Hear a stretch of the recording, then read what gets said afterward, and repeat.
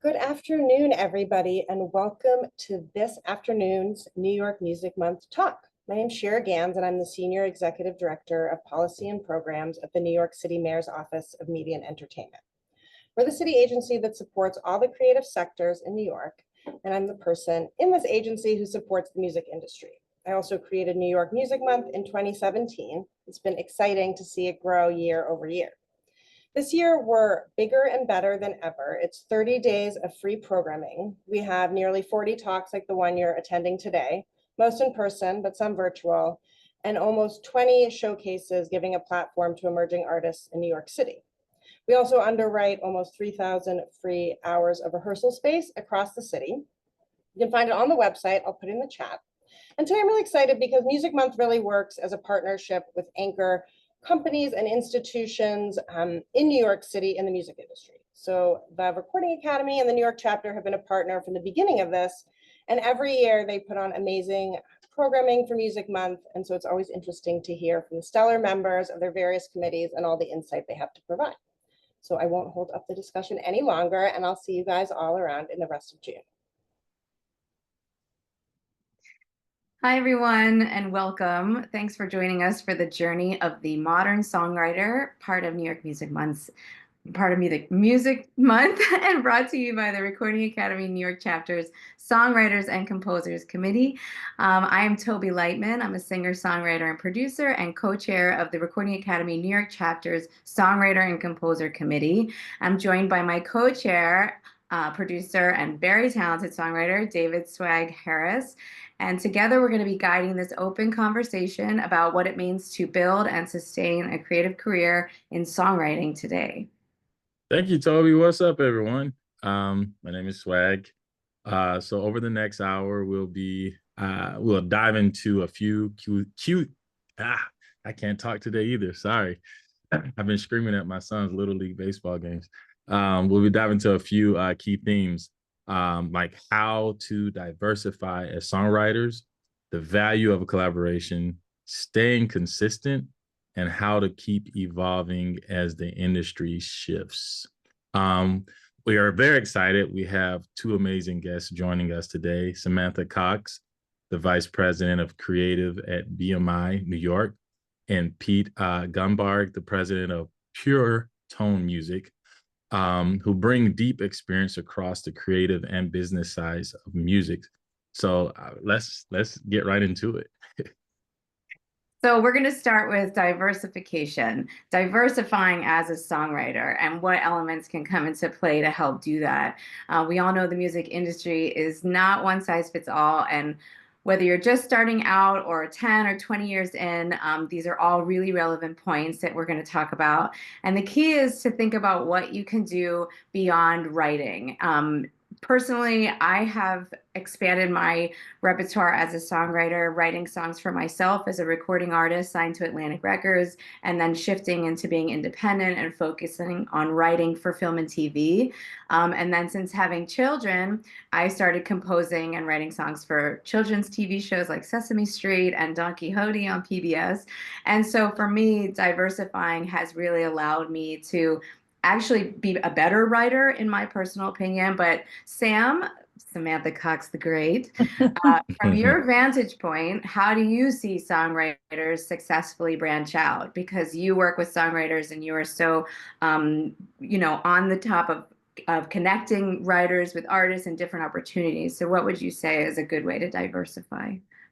Well, before I get started, maybe I should explain a little bit about what I do at BMI. Yes, I'm VP of Creative here in New York, but my job really every day is trying to assess where a songwriter is in their career and doing whatever I can to help out. It could be the smallest thing to the biggest thing. It could be dealing with a brand new young songwriter who might not even have written a song before yet. Maybe they're just learning to sing. They could be like 13 or 14 years old, to someone who's a little bit further along in their career. Maybe they just got signed, but they haven't done much other than that yet, right? Or to icons, really, to legends. So sort of spans. And so every day I have to diversify and be a little different too, and really go, okay, well, how am I going to help this person, or this person, right? And so I think when we're talking about diversifying, I think we all have to do that in life and in general, right? We have to figure out where we are in life and what makes us sort of tick at a certain point in time. But I think, can you ask me the question one more time, Toby? You said.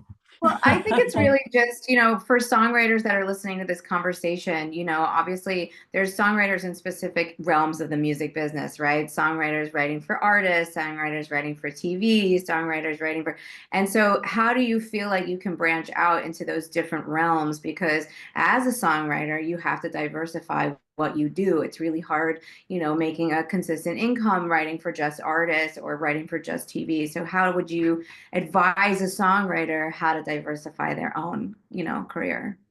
Well, I think first of all, you have to be open-minded, right? And when I say open-minded, what I mean is when you meet someone that might give you advice or even critiquing your music or you know, giving you some kind of feedback, right? And it's so important to not get, I guess you could say, defensive, right? And that's hard to do. It's so hard, I know, right?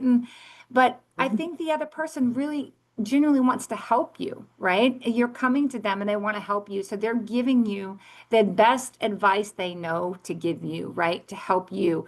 Because they sit in a unique position. Like myself and Pete, we all sit, and Swagg and you, Toby, we all sit in these unique positions to help someone in a different way, right? And so the advice we're giving is the advice that we know to give, right? And I know a lot of times I'll meet with writers or actually I should say artists, right? Who also write, and they want to, all their dream is to just be an artist, period, right? Which I think is awesome. It's amazing, and you don't want to deviate from that, right?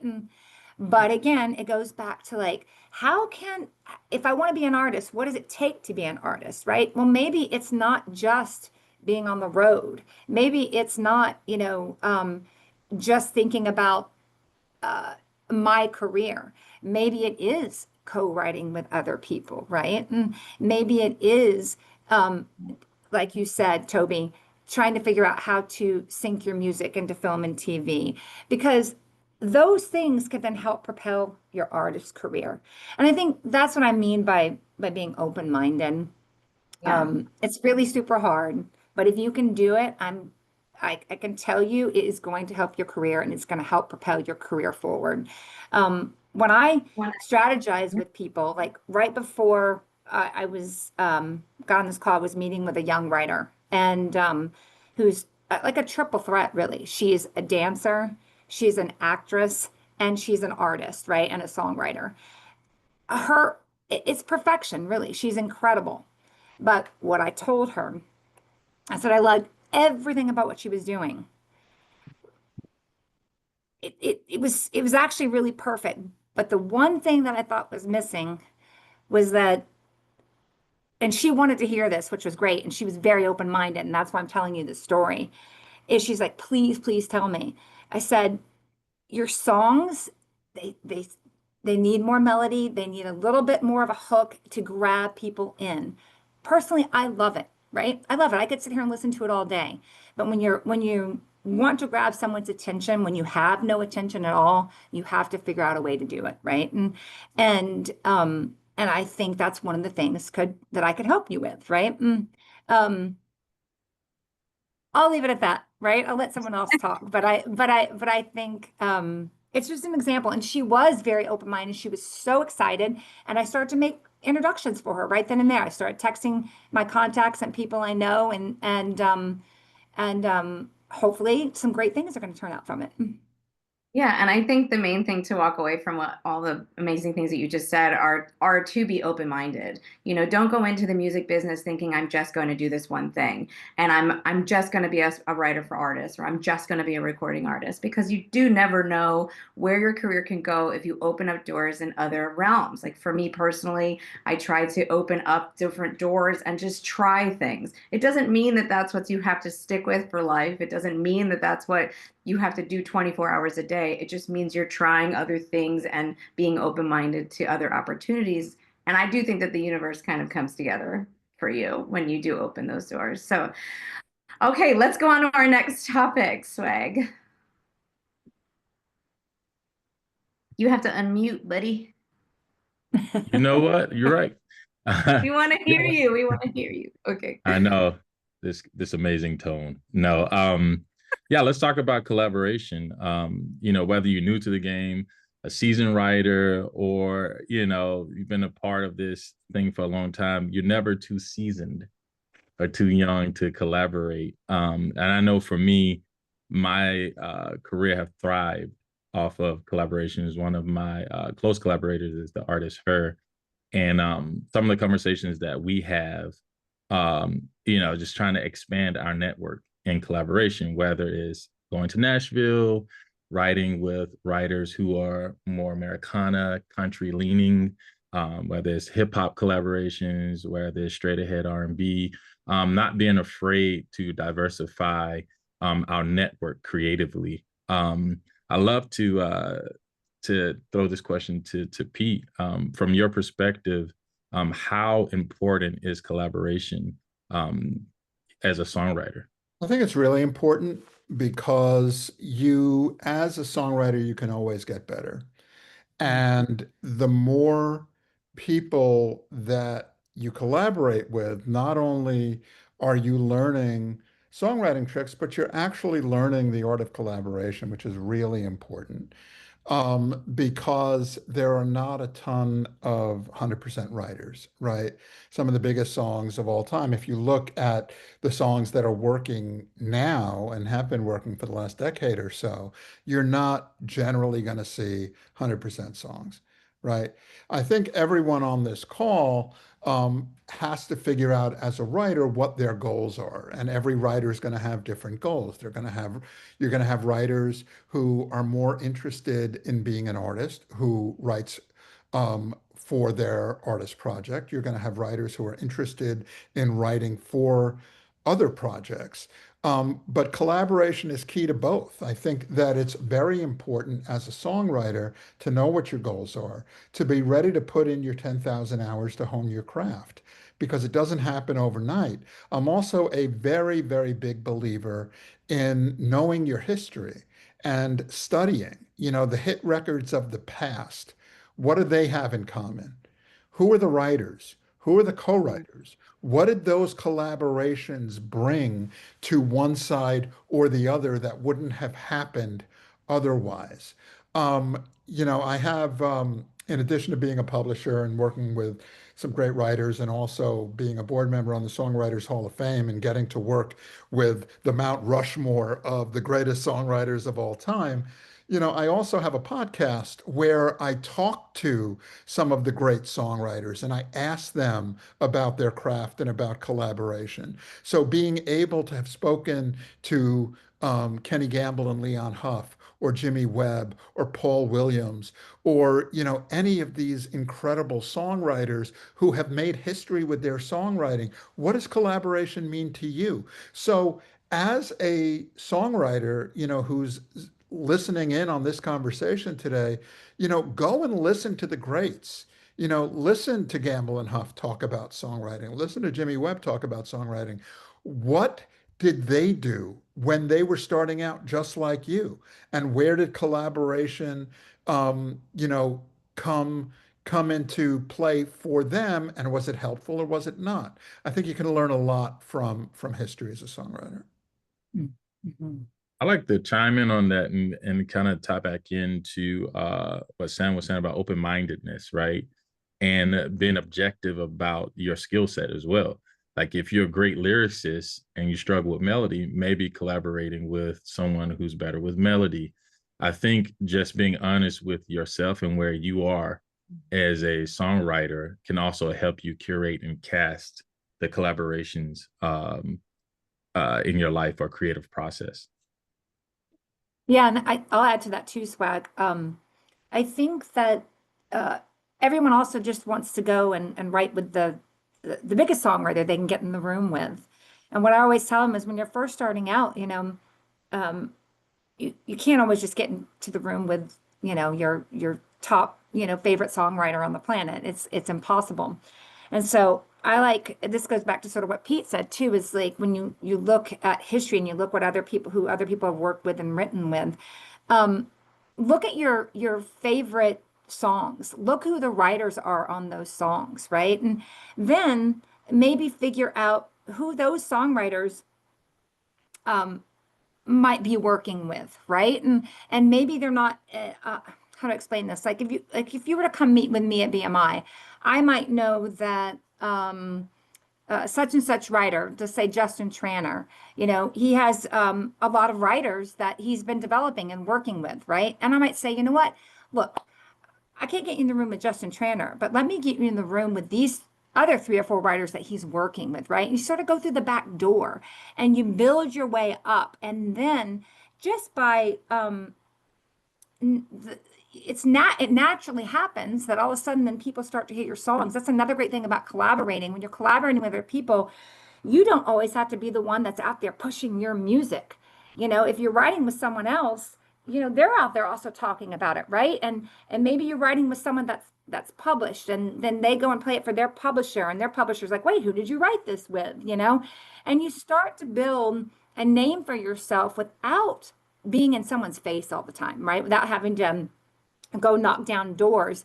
And it just naturally happen. And people are going to reach out to you rather than you going and trying to knock down their door, So again, just like networking and collaborating is, to me, always turns into a good thing. And I always say, even if you have a bad experience writing with someone, you've learned something. Yeah, I want to just tie a couple comments, because what Swagg actually said was really important. I think knowing your limits and knowing what your forte is. Like, I'm a lyricist, so I should find somebody who's an instrumentalist, or I'm, really good at melody, and but I'm not really that great at words. Like, finding your top for every pot. And the way I always talked about songwriting, collaborating for me was, it's kind of like dating. Not every session's going to be a good one. Not every session's going to be productive or walk away with a hit song in your eyes. It takes time, and it takes finding those people and finding that connection. And so being like a member of the Recording Academy, or being a member of other songwriting organizations, or knowing someone like Pete who has access to other writers that could set you up in sessions, I think is really like important. And the more you do, the better you get. And then, like Samantha, like you said, and then you're like on a team with that song, and you're all trying to find the greater good in what to do with the song. So it's like you have more help. So anyway, I thought those were all really cool points that you guys made. Yeah, sorry, not to move off it just quite yet. I have one final thing to say, because some of the younger songwriters in here may ask themselves, well, how do I expand? How do I find those people? How do I find collaborators? My network is really small. Tap into your PRO, BMI, ASCAP, CSAC, etc. If you're signed up, call the office, talk to someone. It's an incredible resource to tap into to start that journey if you feel like you're limited, or if you feel like, oh, I've outgrown the community that I'm in, and I want to push myself. So really tap into those resources. Sorry. Yeah, I'm good. Oh, that's good. That's really I was good. going to say, and when you tap into those resources, yes, you can meet other songwriters. Yes, you can maybe meet other producers, but I also think you're building a relationship with someone in the industry that can maybe even help you more than just hooking you up with another collaborator, right? I know at BMI we do something called speed dating for songwriters, which is exactly what it sounds like. Where we'll normally grab about 12 people, and we'll do four top. I don't know if top. We use the word top liner, but you know what, a lyricist, right? And someone who creates melody, and then a producer, and then an artist, and we'll normally do 4 of each. And by the end of the night, you've sat around the table and you met everyone. And what we hope is that you'll find someone great to work with and write with and create with. But also we hope that we've created a community and something, an environment for people to share information with, to support each other at their shows. And so it's a great thing, right? And we do that every other month. So that's one thing that we do. But on top of that, we just coming in and meeting with us can also be helpful. So yeah, you're right, Swagg. I also just want to bring up, I see a couple people that chimed into the chat talking about like writing for sync and how that's different. I do think that collaborating, and if you're writing specifically for artists and you want to learn how to write for sync, then you go try and get in a room with people that write for sync, and vice versa. I think they're very different styles of writing a lot of the time. Knowing both of them myself as an artist, I think it's definitely like a use of your brain in different ways, writing for somebody else and their feelings, and then writing for a scene in a movie and those feelings. So I do think, I don't know, Pete, if you have anything to chime in on that, but I do think that like different songwriting calls for different types of collaborating. Yeah, I think that depending on where you're at in your songwriting journey, it's like anything else, just practice. Try to do a lot of it and see what you're good at.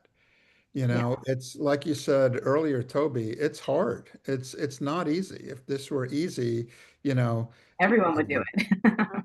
so it's really about putting in the time and the work and getting better at your craft. Mhm. And taking feedback, trying to take a song that's solid and what can I do to make it better? You know, and take feedback and learn and meet as many people collaboratively as you can and learn from them. Yeah, and that kind of moves on to our like next topic, not to be the one to carry us forward, but it's consistency. And I think what you just said is basically what that is, you know, staying consistent. The hustle is real. So how do you stay focused, creative, and keep showing up? And Pete, what you were just saying is like practice makes perfect, and you have to keep going. But then once you have the song, how do you get that hustle going? And so maybe you can keep on the same train of thought that you were on. And Swagg, obviously, I want to hear what you have to say about consistency too, because I know I'm constantly emailing people. We are all in our little caves alone and out of sight, out of mind. So you have to really get yourself out there. And so anyway, Pete, you want to take it from there? Yeah, putting yourself out there is really, really important. I interviewed a songwriter on my podcast who she had met very, very, very successful songwriter who's actually a member of the Songwriters Hall of Fame. And she had a ton of hits in the 80s as a, you know, go-to writer for hire, writing a lot of kind of like badass female anthems, songs like Simply the Best for Tina Turner and things like that. Oh, just that one. And, you know, and a bunch of others. But she told me that she was in a club and she was networking and she met some people and they said, "Oh, we may reach out to you. We're starting a band or whatever." And then a few weeks later, her phone rang. It was 1 a.m. and she had just gotten out of a bubble bath and she was ready to go to sleep. And he was like, "Hey, we met a couple of weeks ago. Do you remember?" "Oh, yeah. You want to get together and jam?" "Sure. When?" She was thinking, you know, next week, next month. He's like, "Now." And she had to decide in that moment, you know, I just took a bubble bath. I'm good. You know, do I go to sleep or do I, you know, throw on some sweats and head downtown? And I think whenever the moment comes, if it's 1 a.m. out of the bubble bath, you take it. She took it. She went downtown, changed her life. She ended up writing all these hit songs with these people. And if she hadn't shown up, that wouldn't have happened.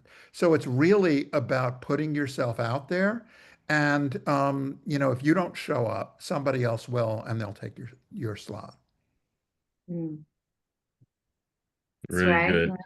Yeah. Yeah, I was gonna say, and it going back to something Pete said earlier about studying, your input informs your output as well. I think the more things you expose yourself to as a songwriter and challenge yourself and study, you know, your output becomes more prolific. You know, consistency is key. Even if it's, you know, writing melody exercises, is writing lyric exercises. I think I challenge when I teach, I challenge my students to write every day. Everything doesn't have to be a song, it could be a journal entry, Practice writing, song seeds, write down song seeds, stay ready so you don't have to get ready, you know. So no, seriously, because you never know when those opportunities, you know, you get called up. It's like, oh, okay, you've been wanting this opportunity, but you haven't been practicing, you know. So the more you work on your craft, the more things you input, you know, you just become better and better and better. And building on these concepts of our segments of collaboration and diversifying, all these things inform each other, right? So yeah, that's my 2 cents on that. I would jump in for 1 second. The 10,000 hours concept is real. Mm. You know, the Beatles did it in Hamburg, Germany. It's real. And as a songwriter, are you as, you know, are you as strong as your potential is? If not, keep going, you know, and just put in the time and put in the work and get better. And like Swag was saying, I think it's really important to know what else is going on. Listen to everything. You know, we listen to everything because I don't want to hear about a song a month after it's out and say, why didn't I hear that? I'm always listening to, you know, every Friday I go to a bunch of playlists. I'm like, okay, I want to listen to this. I want to listen to this. And then it's like, um, how do, you know, who wrote this? That's different. That's unique. And I'll reach out to songwriters that way and say, whatever you're doing it in a way that I haven't heard in a long time. Keep it up. Really. 100%. Sam, do you have anything you want to add on to consistency? Gosh, I feel like you guys said it all. I really do. I mean, everything you said is basically what I would say, and it's just going to sort of be reiterating what everyone said. But I don't know if this is consistency, but in a way it is. It's like your work ethic. You know what I mean? And you've got to have a. For me, like everyone always asks me, like, what's the number one thing you look for? And of course, you need to have, you know, great music, great songs, but really it's a work ethic. I would personally rather champion someone and get behind someone that I know is going to work harder than I am, right? And may be a little bit less talented than someone that is like incredibly talented but doesn't have the work ethic to push through and that drive, that passion, that hard work. And I've seen it. I see it every day. The people with the work ethic are the ones that win. 100%. You know, I have writers that I work with who do 2 sessions a day, three Yep. sessions a day, because they have the hustle. You know, when I was running A&R at Atlantic, um, it would be so frustrating when we would sign an artist who um, didn't work for themselves as hard as we worked for themselves. And it always had me scratching my head. It's like, why do we want this more than you? The work ethic is so important. Mm. Yeah, I think that music is such a like a magical thing, and being in the music business is so fantastical at times that we lose sight of how much groundwork we actually have to lay to make these things happen. And I'm actually in a songwriting group, you know, where every week we write a song and we just send it to each other, and then that's it, and then we move on. And I think it's just nice, like Swag was saying, like just do something every day. Even if it's not good, even if it's 30 seconds, it doesn't matter. It's just as long as you use your brain in that way and keep up your chops, basically, I think is really important. And I never really did that before joining this group. And I do think that it's made my writing better. So 100%. Let's go into our next segment of this conversation, um, which is a major piece to the conversation, is evolving, right? You know, as the industry grow and adapt and things change, the landscape of the business change, how do we evolve as songwriters and build verticals for ourselves as songwriters? There are a lot of conversations that are happening, and maybe this panel is not the panel for this, but AI and You know, the way songwriters getting paid now, just how in the business of songwriting as songwriters can we continue to evolve? Either of you can chime in on this first. I think it's important to, like we were saying before, to keep an ear on everything because there are always going to be writers who are pushing the art form forward. And if you are, someone who wants to do this professionally all day, every day, then you got to be in sync with that. You have to be listening to what everybody's doing so you can make sure that you're not being left behind and you can evolve. And I think AI is really important because, I listened to an interview with Bjorn from ABBA, one of the greatest songwriters of all time, who said that when he was writing those hits with Benny Anderson back in the 70s, it was almost like they were so inspired by the Beatles. It was like the Beatles were in the room with them. He said with AI, you can actually have, the Beatles in the room with you. So it's like,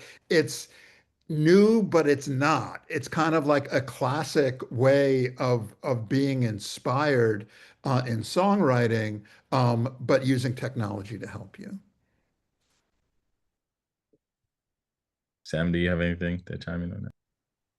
I'm trying to think on the evolving side. It's and AI specifically. I mean, I'm not gonna lie. I feel every day like I'm overwhelmed by new technology and AI and is it a good thing? Is it a bad thing? How are we where is the future headed? Right? And I'm I I know we can't live without it. And I know it's happening right in front of us. And I think there are wonderful, wonderful things about it. And most writers and producers that I talk to are very, I would say, pretty excited about the use of AI in writing right now. In fact, at BMI, the reason I say that is we put together groups of writers actually to come up here and talk to us about AI, and we're actually going to do another one soon. And we're talking to them about their experiences and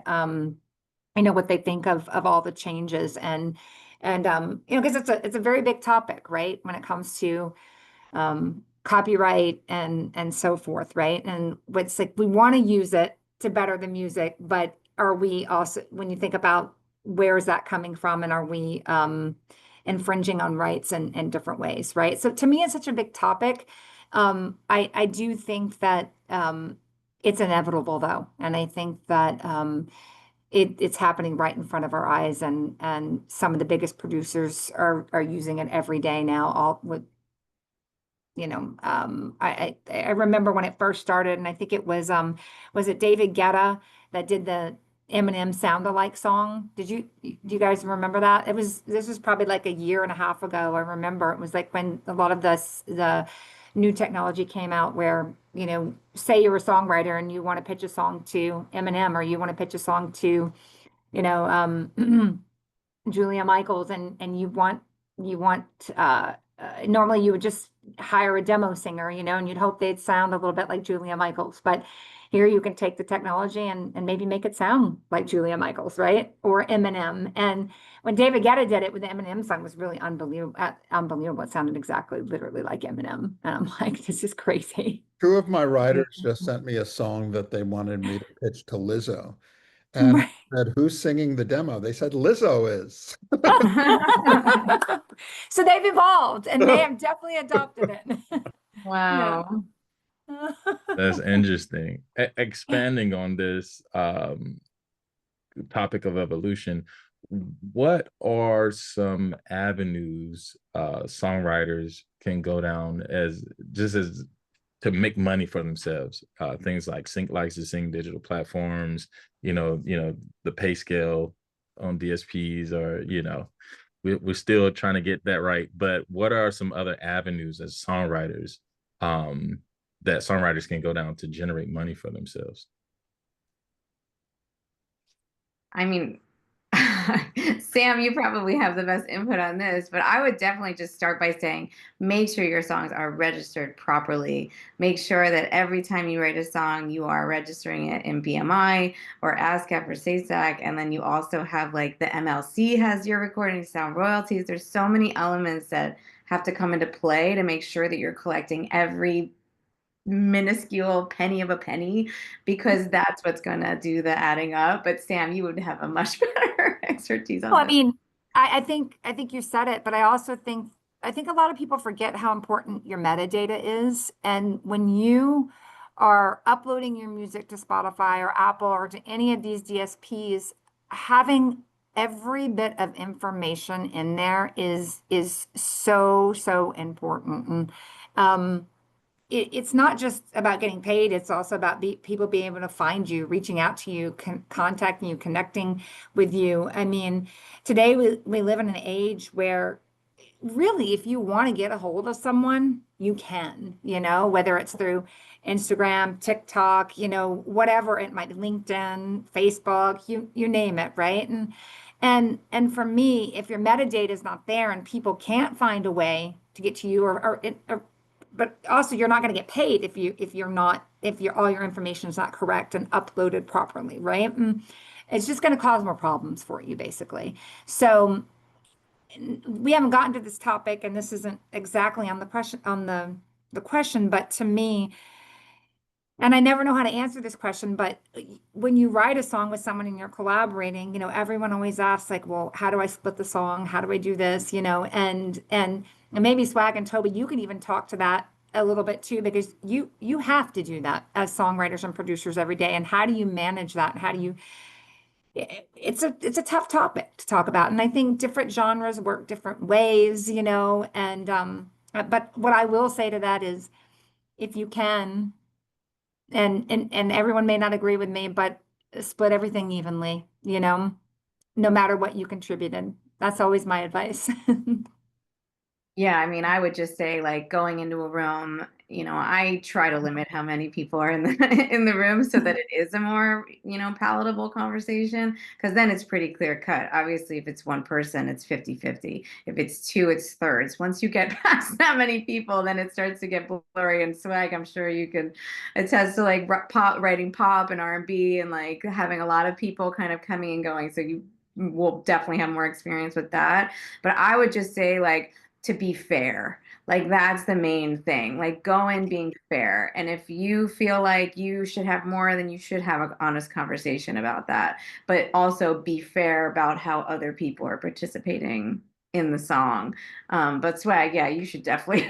Yeah, I mean that's a loaded question. I know. Sorry, but no. I think it is a question on everyone's mind, It's a fair though, question. It's a fair question, and I think I've dealt with it all kind of ways. Like I've done the writers in the room, split it evenly. I've done it where if the producer have written the track already, like the melody of the track, the music of the track, then lyricists and top liners come in. That splits differently sometimes. In a lot of cases, the producer come in asking for 50% because they've written the backing track, right? Then the songwriter or top liner come in and write the lyric and melody on top. I've done that way. I've done it where producers may have started the idea, songwriters come in, and everyone split it evenly. So it's always been a conversation. In my world, it hasn't been one size fit all. It's really just been honest and open conversation of best practices for that particular collaboration. So yeah. But I haven't had any songs held up personally, so thank God. I've heard Sorry, I horror know stories. that was a little off topic, but I think back to what you were saying, Toby, in the beginning is the MLC. If you don't know what that is, you as a songwriter, you need to sign up for the MLC. You need to sign up for Sound Exchange. You definitely need to be signed up with a PRO. These are all ways you are going to earn money, right? And a lot of times people don't know that you need to do all of that. And so the first thing you need to do is Google all of those and sign up. Right. Yeah, Right. and I mean, we can say, Sam, you're the friendliest, most warm, welcoming person that I know in this industry. And so there's quite a few people asking how to join BMI. How do we contact Sam Cox? I mean, we are having a lot of that. So Yeah. Yeah. and I saw you share your email. So if you guys see it, then she did put it in the chat. I just wanted to point that out so that she can Yeah. help guide you. I did, and please reach out. Just bear with me and give me a little time to get back to you because it is crazy. Yeah. But I will get back to you. I want to chime in on a question here. Someone asked, the concept or idea of working or hustling harder. Like, That's a good question. yeah, that's a great question. I mean, listen, I think if you go back to some of the other topics that we touched on, I think is working hard and networking, not just on your skill, networking hard in collaborations. Listen, I'm from a little town called Manchester, Georgia, right? Google it and you'll be amazed.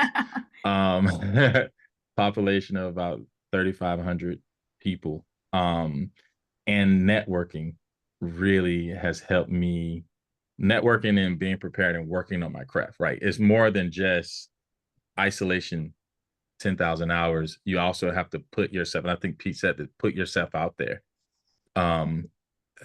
Showcase the things that you've been working on, build those communities around you.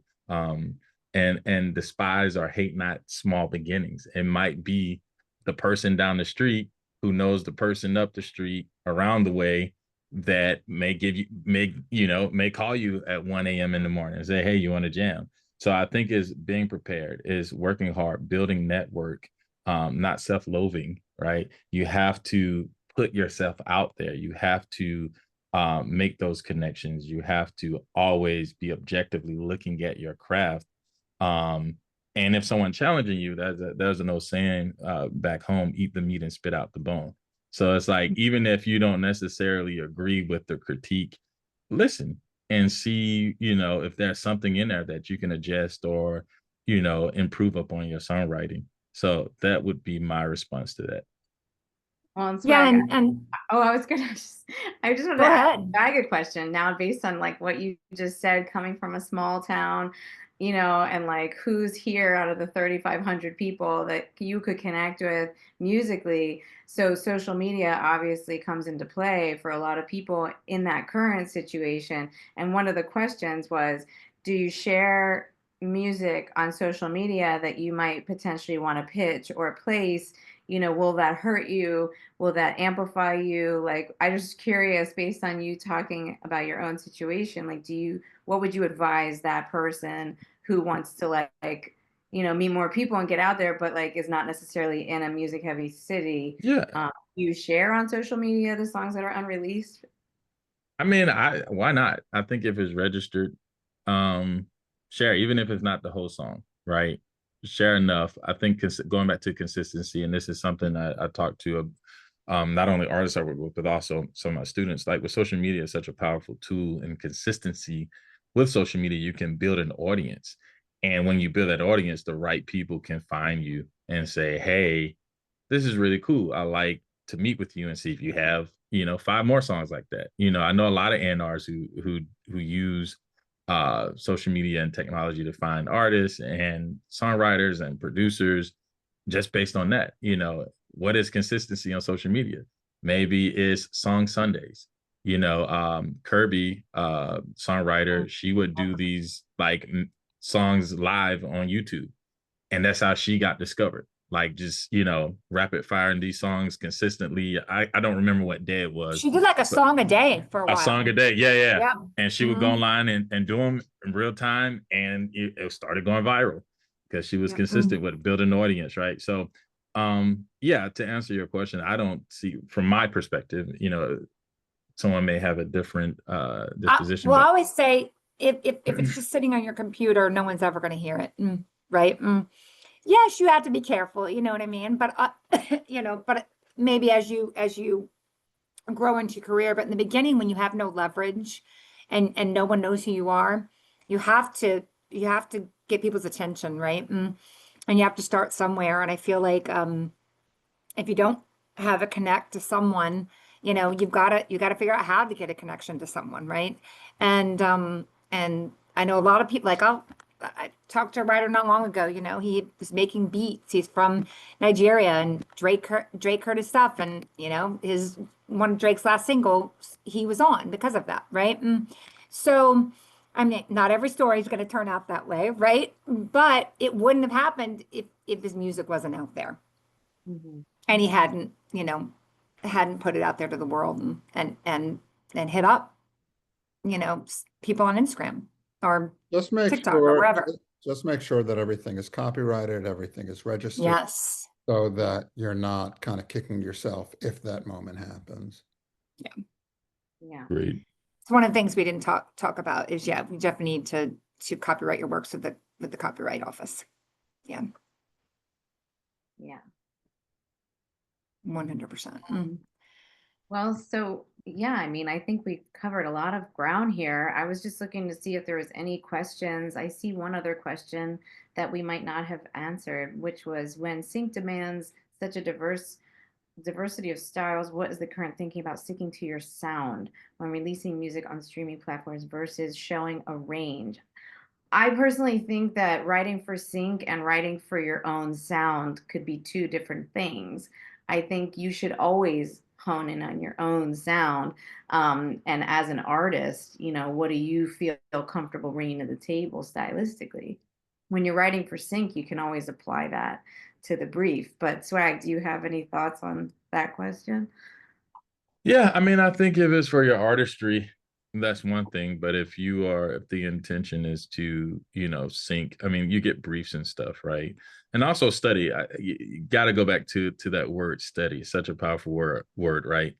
Understand what syncs, whether it's, for products, they all have a very similar through line. If it's for television, it's a certain thing. If it's for film, it's a little bit more diversity. So really study the sync spaces that you want to write for, and understand the type of songs that work. And you have to relinquish, if you want to operate in those spaces, relinquish, quote unquote, your sound to get the sync for that thing. You always have your sound. You can always release your music as an artist, right? And some of those things get synced as well.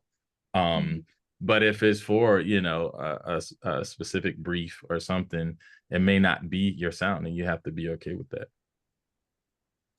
Yeah. I think someone asked, but what about before you start getting briefs, right? And because I get that question a lot at BMI. Well, like, how do I sync my music, right? How does that even happen? Who does that, right? And how do I meet those people?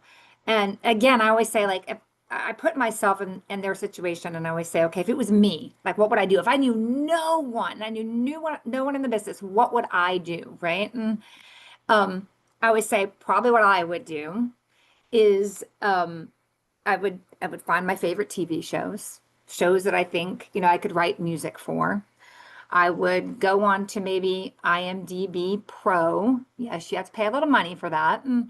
And I would look up who the music supervisor is, and I would reach out to them personally. Now, are they probably going to get back to me? Probably not immediately. Gonna be hard, but you never know, right? And one person may respond. Who knows, right? But they might lead me to something else, and maybe they can't sync my song, but maybe they might give me a piece of advice. Maybe they might say, I can't do this for you, but maybe you should talk to these sync companies, right?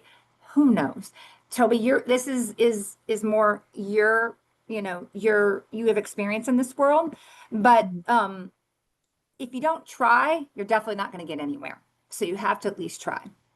Yeah, I mean, this definitely goes back into the hustle territory. And just so you know, there's obviously IMDb Pro is like a super helpful resource, but there's also a site called TuneFind, where if you like a show, or you feel like your music could fit specifically on a certain show, that's a really easy way to listen to the music that they're actually placing, because each episode is listed and it shows the supervisors that are working on those shows. So it's called Tune Find.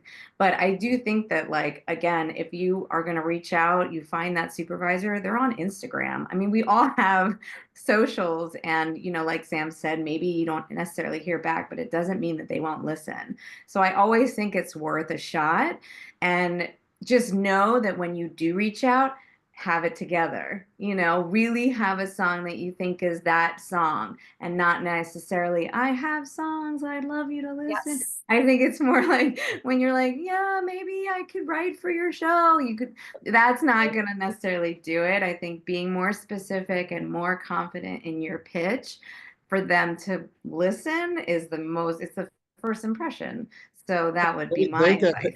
They get hit up by everybody all the time. So if you're coming in focused, knowing what you're talking about, it's going to land better than a to whom it may concern, mass Yes. email.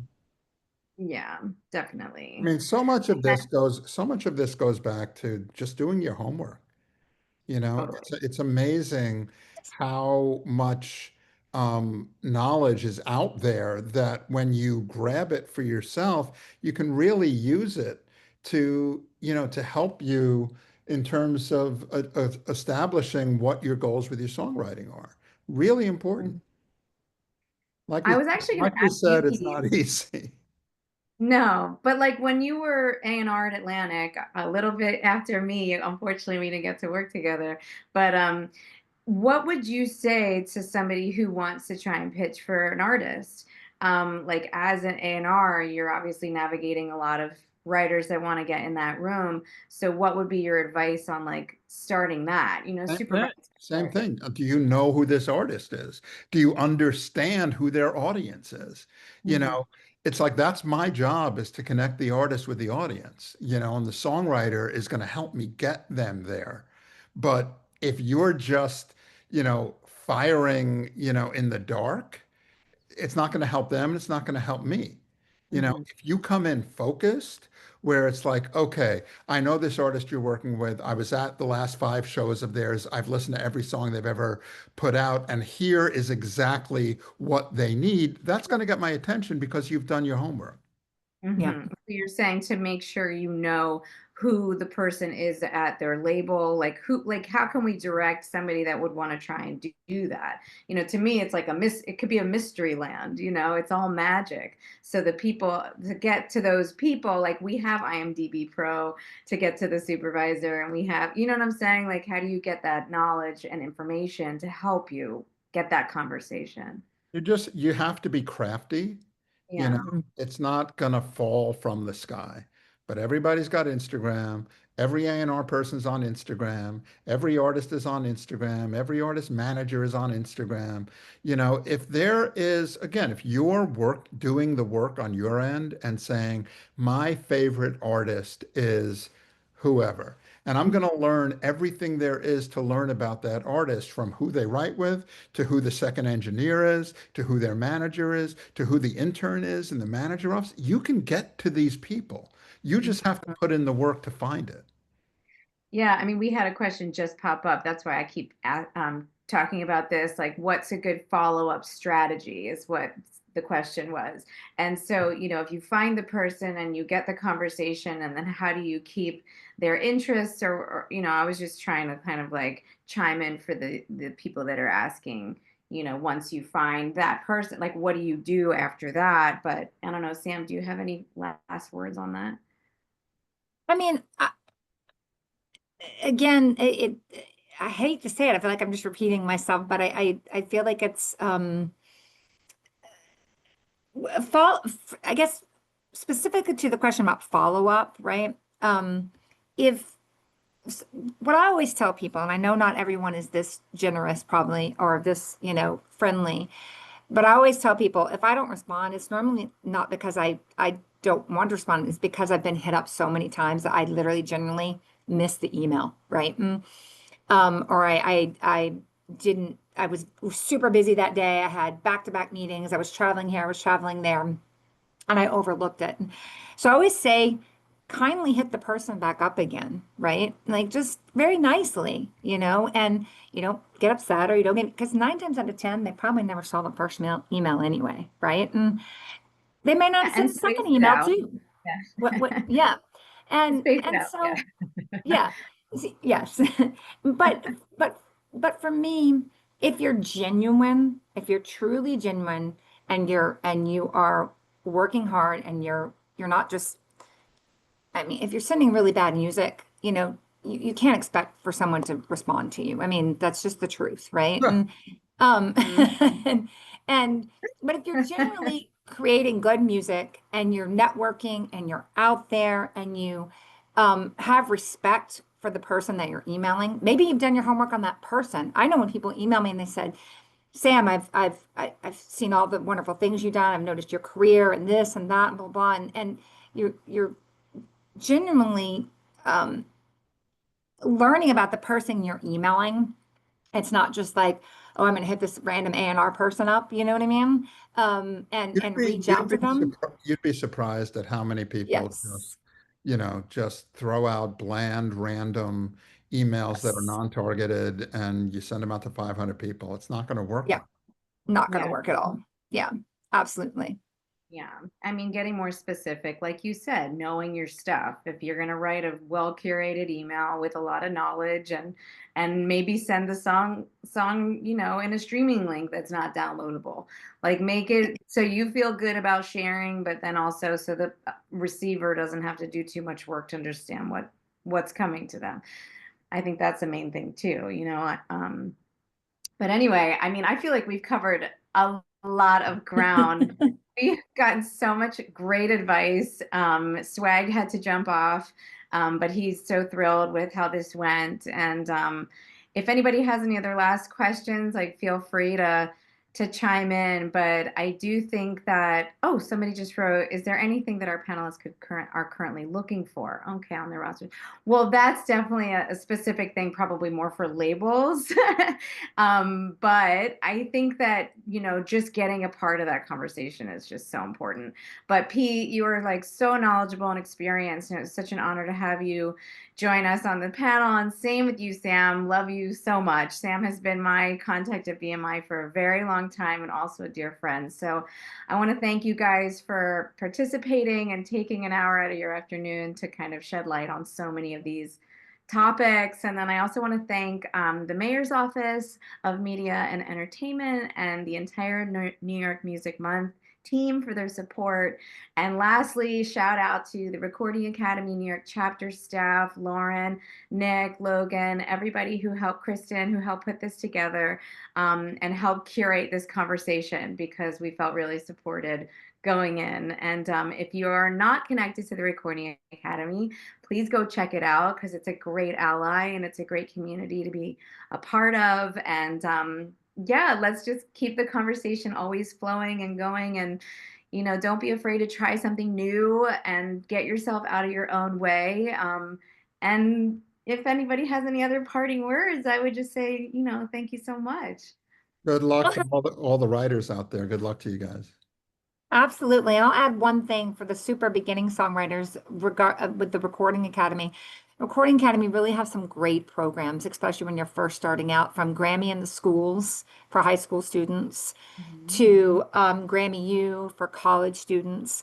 And they're doing really great programs. And again, it's another way to just work your way into the music industry, right? Little things like that, are going to help you meet the right people in the music industry that can help propel your career, right? So you're not out there feeling like, oh, I'm just making this music and no one's hearing it, and where do I go and what do I do? And I can't get any traction online. I can't, it's just like there's so much music. How do I compete? And it really is truly finding the organizations like the Recording Academy or Women in Music or She is the Music or um, your PRO. I mean, there's different things out there, and when you connect with the right people that are intertwined within the music industry, that's going to help you meet the right people and the people that can help connect you at the end of the day.